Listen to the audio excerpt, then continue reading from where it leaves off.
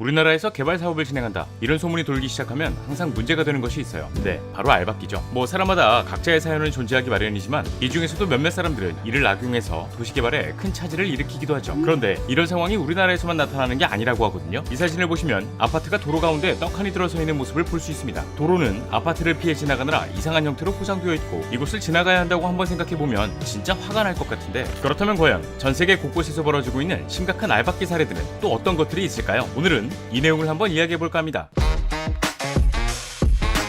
자, 오늘 저와 함께 살펴볼 지식 가이드는 전설의 알박기입니다. 우리가 흔히 알박기라고 하는 것은 부동산 개발 예정지에 토지나 건물을 보유한 사람이 개발 사업자가 제시한 금액보다 더 높은 보상금을 요구하면서 이 돈을 받아내기 전까지 매도를 거부하면서 버티는 행위를 말해요. 사실 부동산 개발이라고 하면 우리가 보다 나은 삶을 살기 위해선 반드시 필요한 사항이다 보니 이런 알박기 사례도 전 세계 곳곳에서 찾아볼 수 있는 것 같아요. 하지만 이 중에서도 유난히 특별한 경우가 있다고 하거든요. 여기 사진 속 붉은색 벽돌집 주변에 있는 수십, 수백 채의 주택이 다닥다닥 붙어있는 와중 유난히 두드러지게 덩그러니 놓여있어요. 나 홀로 초록색 잔디마당을 보유하고 있다 보니 이곳은 왜 이러나 싶은데 이 집이 이렇게 남아있는 까닭은 알박기입니다. 하지만 이 알박기는 보통 알박기가 아니에요. 때는 시간을 거슬러 2000년대 중반, 호주에 거주하고 있는 자미 가족은 시드니로부터 45km 정도 떨어진 더폰지라는 곳에 토지를 샀다고 해요. 이때까지만 해도 해당 지역이 개발되기 이전이라 상당히 저렴한 가격에 약 6,100평에 가까운 토지를 살 수 있었다고 하죠. 그렇게 넓은 정원과 함께 붉은색 벽돌집을 짓게 되었는데, 보통 도시가 개발되면서 인프라가 건설되면 주변 지역도 개발되기 마련이죠. 이 더폰지라는 지역이 아무래도 시드니와 멀지 않은 지역이다 보니까 외곽 지역이 개발되면서 이곳에서도 재개발 사업이 추진되기 시작했어요. 결국 이 지역을 개발하기 위해 부동산 개발업자들은 모든 토지를 사들이기 시작했고, 이때 자미 가족에게도 몇 번이나 토지 보상금을 제안하면서 땅을 팔아달라 했다고 하죠. 알려진 바에 따르면 개발업자들이 제안한 토지 보상금은 무려 5천만 호주 달러, 한화로 무려 약 435억 원이었다고 합니다. 사실 이 정도 금액이라고 하면 인근 교외에 비슷한 부동산에 비해 훨씬 더 높은 가격을 쳐준 것이라고 하는데, 솔직히 이 돈이면 어디든 가서 잘 먹고 잘 살 수 있는 돈이죠. 때문에 평범한 사람 같았으면 당장이라도 네 감사합니다 안녕히 계세요 하면서 팔아넘겼을 것 같았지만 자미 가족은 이를 거절하고 남기로 결정했습니다. 결국 자미 가족의 붉은색 벽돌집을 제외한 주변의 재개발이 끝나게 되었죠. 그리고 이 땅을 팔지 않은 것은 훗날 생각지도 못한 효과를 불러일으키게 되는데요. 개발업자들의 유혹과 압박에도 불구하고 팔지 않은 이 6,100평의 토지가 지금은 마을에서 빼놓을 수 없는 녹색 오아시스 역할을 하고 있기 때문입니다. 이에 집주민 자밋은 이 지역은 원래 붉은 벽돌로 지은 작은 집들과 오두막들이 드문드문 있는 농지였다 고 말하면서 모든 집은 개성이 있었고 집 사이의 간격도 넓었다. 하지만 이제는 그렇지 않다. 예전과 확연히 다르다며 아쉬움을 표현하기도 했어요. 현재 자미 가족의 이런 결정은 지역 부동산 중개업자들과 이웃들로부터 칭찬을 받고 있기도 하고요. 자미 가족 옆집의 경우에는 넓은 잔디밭 경치가 좋네요. 넓은 공간을 가지고 있는 듯해서 정말 좋아요. 라며 고마움을 표현하기도 했고,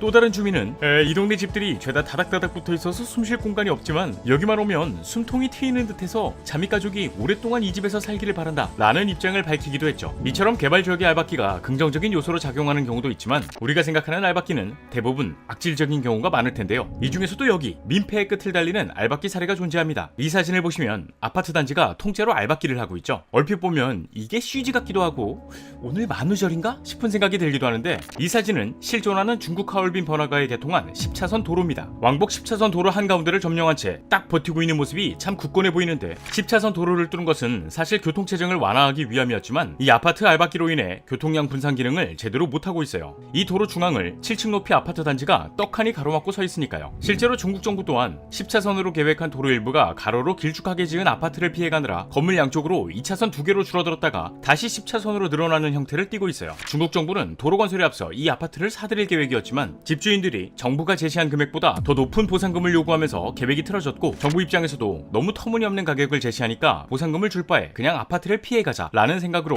아파트를 우회하는 기이한 형태의 도로가 건설된 것이라고 하죠. 하지만 끊이지 않는 협상 끝에 현재는 이 아파트가 철거되었다고 합니다. 집주인들이 얼마를 받았는지 알려지진 않았지만 아마 상당한 보상금을 받지 않았을까 라는 생각이 드네요. 아무래도 중국이라는 나라가 워낙 영토도 넓고 인구도 많다 보니 이런 상황이 종종 나타나고 있는 것 같은데, 최근 중국 정부는 개발 사업이 한창인 내륙 지역에서 이 같은 알박기가 사회적인 문제로 급부상하고 있다고 해요. 특히 개발 예정지 중 핵심 입지를 두고 사려는 자와 팔려는 자의 이해가 충돌하면서 당초 발표했던 사업 계획과는 전혀 다른 결과물이 도출되고 있는 사례를 빈번하게 찾아볼 찾아올 수 있다고 하니까요. 그리고 이 상황은 도시의 미관이 저해될 뿐만 아니라 잘못된 개발 사업으로 인한 부작용으로 이어지고 있다고 합니다. 뭐 다음으로 살펴볼 사례만 보더라도 잘못되어도 단단히 잘못되었구나를 느낄 수 있을 것 같은데, 지난 2020년 광동성 광저우에서 알박기 때문에 희한한 도로가 개통한 사례가 있다고 하거든요. 현지 언론에 따르면 중국 정부는 당초 47가구가 거주하던 광저우 주변 강변에 4차선 하이주용 대교를 건설하기 위해 각 가구에 보상금을 주고 토지를 사들였어요. 하지만 1층짜리 전용 10제곱미터 약 3평짜리 집을 소유한 A씨가 땅을 팔지 않겠다고 버티기에 들어가기 시작했죠. 이에 정부는 몇 번이고 A씨에게 찾아가 13억이라는 보상금을 제시했지만 집주인은 25억을 요구하면서 협상이 번번이 결렬되었다고 합니다. 이로 인해 정부는 어쩔 수 없이 A씨의 집을 양쪽으로 둘러싸는 형태로 도로를 건설했어요. 길이 굽는 바람에 이 구간을 지나가는 자동차마다 속도를 줄여야 하고 일시적인 도로 정체 현상이 발생하기도 하죠. A씨 역시 도로에서 발생하는 심각한 소음을 비롯해 안전 문제까지 감수해야 하는 상황이지만 A씨는 아랑곳하지 않고 알박기 시위를 이어갔습니다. 결국 이 집은 현재 심각한 소음을 비롯해 안전 문제까지 감수해야 하는 상황이 이르렀다고 해요. 기형적으로 휘어있는 도로와 그 아래에 있는 집을 보기 위해 구경꾼들이 찾아와 사진도 찍고 심지어 도로 아래까지 내려와 집을 둘러보는 지역 명소가 되었다고 하니까요. 그리고 이처럼 중국에서 알박기 문제가 점점 많아지고 있는 이유는 현재 중국에서 주인의 동의 없는 철거는 불법으로 간주되기 때문이라고 합니다. 또 한편에서는 공공이익에 대한 배려가 아직 부족한 중국 사회의 씁쓸한 단면이라고 평가하기도 하죠. 실제로 2017년까지 무려 14년 동안 알박기를 시전했던 집도 있었거든요. 이 알박기 사례의 경우 상하이 서부 후팅베이루에는 당초 4차선 도로가 들어설 예정이었다고 해요. 하지만 도로 예정지에 3층짜리 건물을 가지고 있었던 소유주가 매도를 거부해 도로 일부 구간이 2차선으로 축소되어 건설되었죠. 아무래도 차선이 갑자기 줄어드는 이 도로의 형태는 여느 알박기 사례들과 마찬가지로 교통체증을 불러올 수 있고 안전사고를 일으킬 수 있어요. 때문에 중국 정부는 건물 소유주와 끊임없이 컨택을 이어갔고 그 결과 무려 14년이라는 시간 동안 이어진 알박기 끝에 철거를 결심했다고 합니다. 또 이는 상하이에서 가장 오래된 알박기 주택이라는 타이틀을 달게 되었죠. 14년, 그러니까 735만 8,400분을 버텼던 이 집이 철거되는 데 걸린 시간은 단 90분. 이 정도면 집이 무너지면서 소유주의 억장이 무너질 것 같은데, 시선을 돌려 미국에서 벌어진 알박기 사례를 살펴보게 되면 또 다른 측면에서 많은 사람들의 가슴을 뭉클하게 만들었던 사례가 존재한다고 해요. 미국의 재개발구역 공사 책임자는 어느 날 혼자 살고 계시는 할머니에게 집을 100만 달러, 하나로 약 12억에 팔아달라고 제안했어요. 하지만 할머니께선 의미심장한 표정으로 이 제안을 거절했죠. 결국 공사 책임자는 하는 수 없이 할머니의 집을 둘러싸고 공사를 진행할 수밖에 없었는데, 이 시점을 기준으로 공사 책임자는